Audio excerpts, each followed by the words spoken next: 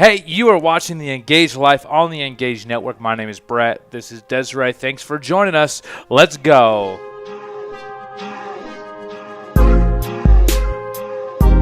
Back at it again. It's Tuesday, Wednesday, Thursday, Friday, Saturday. I don't know what day, month, year, time you're watching, but it's an honor that you took the time to join us for 10 to 15 minutes of your day as we pull our faith out of Sundays into Monday through Saturday. How do we discover that real faith for a real life, talking about the things that matter to us most? I can't believe it's over. Final episode. We made it. We made it. I made it, guys. I made it.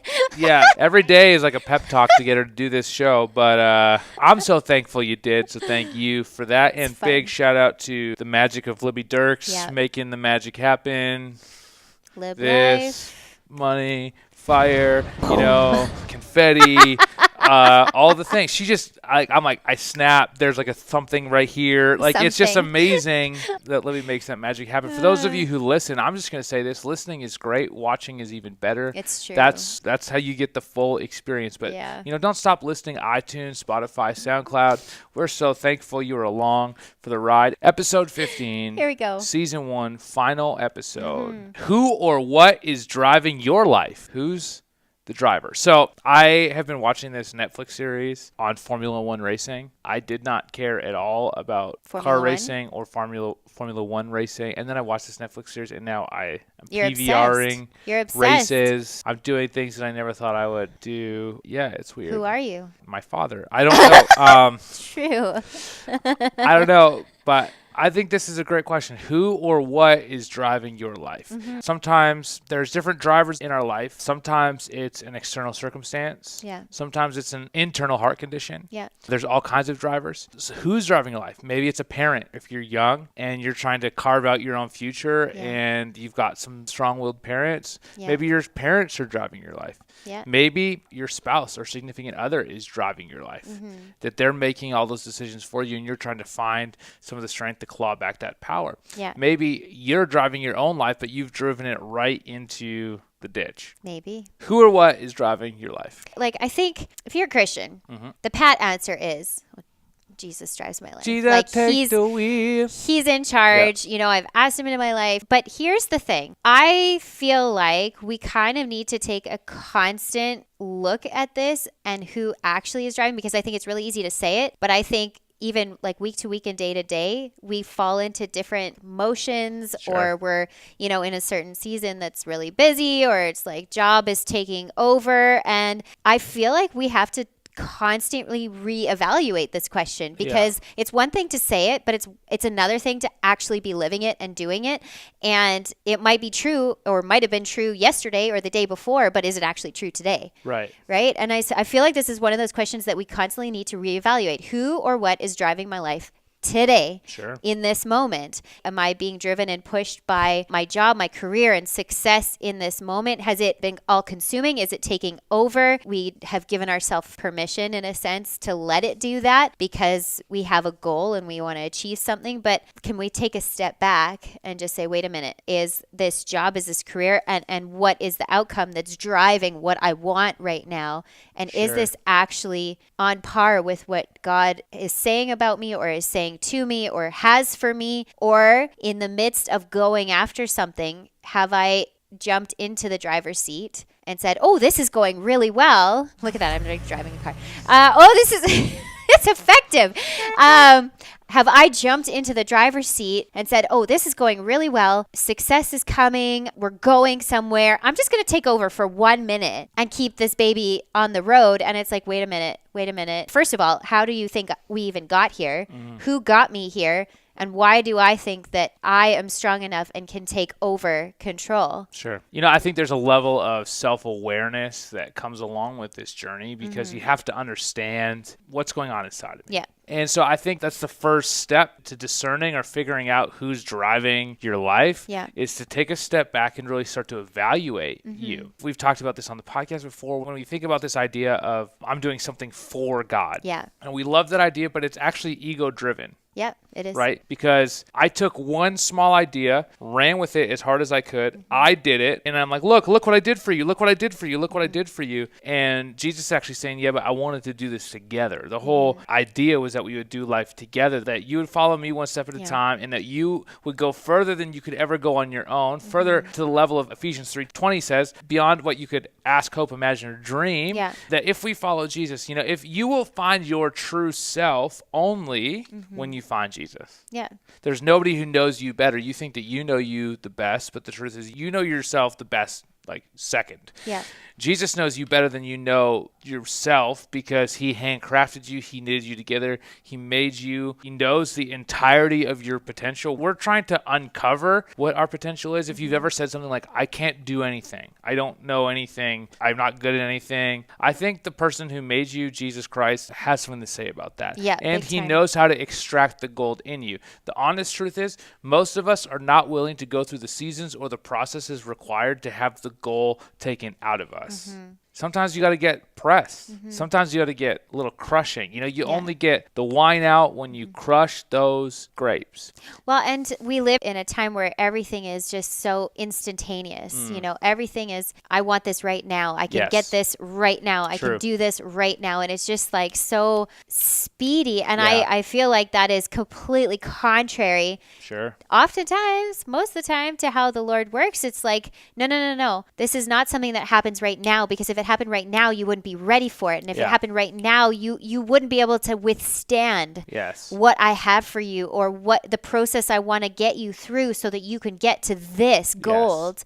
It's like, no, this needs to take some time. Take some time. Yeah, take some time to enjoy the view. A little known fact, used to watch The View back in the day. Yeah, anyways, you did.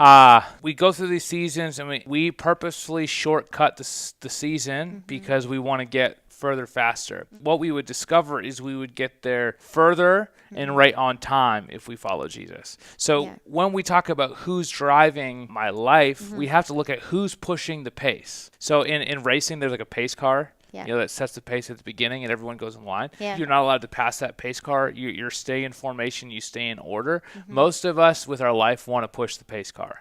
We want to pass the pace car. We want to lap everybody. We want to show what we can do. But again, that comes back to our ego. Now, I want to talk about and pivot about something completely different. I think people are also paralyzed before we get to the process or paralyzed in the process, whichever quote rhymes best and you like it better. Where you're so frozen in your decision-making process that you're like, I just don't know. I can't choose. I can't decide. Again, we've talked about this. Which I get it, because that's often me. We've talked about me. this before, and maybe we can drop some links to the playlist of all the previous episodes so you can catch up where we've talked about hearing the voice of God and dealing with some of these sort of things. We cannot stay stuck where we are. Like, it's called a step of faith for a reason. Yeah. Right? Yeah. Like, everyone loves the idea until it's time to take a step of faith. Or a leap.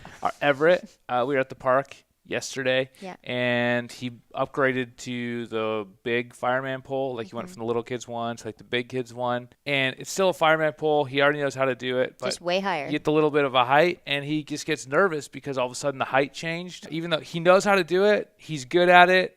He could do it. If he didn't overthink it, he could just do it in a moment. I'm like, look at the pole, not at the ground. For some of us, I just want to say, look at the pole, not at the ground. You already know what this next season looks like. God's already got a plan and purpose. You've already seen things come into alignment in the next season. I don't want to overemphasize signs, like things that happened before, but I don't want us to de-emphasize them either. When things happen, and they happen in such a manner or in such a way that it acts you can't miss it. Like repetitive confirmation. It's time for you to take a step. And you get confirmation, but you can't move it forward. You can't move the dial. You feel like you're stuck. It's most likely that you're in a timing window and you're waiting for the right moment. Yeah. And I think when it comes to looking at who is in charge, who's driving, I think we also have to remember that whoever is driving is headed towards a destination. Like, you're gonna go somewhere. Truth. The question is, are you going where you're supposed to be going? Are you going to end up at the destination that has been planned and literally prepared for you? Right. If he's the driver, that's where you're going. Right. But if you have jumped into that seat, or someone else has jumped into that seat, something else is driving. What I want to add too is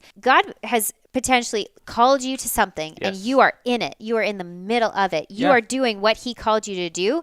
But once you're in that spot, it's still real easy to jump into the driver's seat and be like, hey, okay, I'm here now. I'm doing what you called me to do. Now I'm taking over and we're going, right? Yeah, generally, once things start going well, God got us there. Yeah. And then we are like, no, I got it now. I got this. Thank you. I got it. Look what I could do for you. Well, sometimes it's not even like an intentional thought. True. Sometimes it is, but sometimes it's not. Sometimes it's just like you start getting into a routine, an emotion, and like, this is my everyday, this is what I'm doing. And you just like, it's a really subtle thing sometimes, that takeover and that shift back into the seat that doesn't belong to you. Wow. So good. I mean, how do you even follow that up? Sorry. I don't even know. A level of self-awareness is required to do a deep dive into our heart. Who's driving it? Is it me? Is it my ego? Is it my ambition? Again, I think what we're actually ultimately talking about is the stewardship of our life. Yeah. When we understand that we have been given a life to live and that we've been given all the potential in the world to fulfill, and it's within our control to fulfill it. Yeah. But there's a process required that presses and crushes and gets the most out of us. Yeah. Sometimes that's comfortable.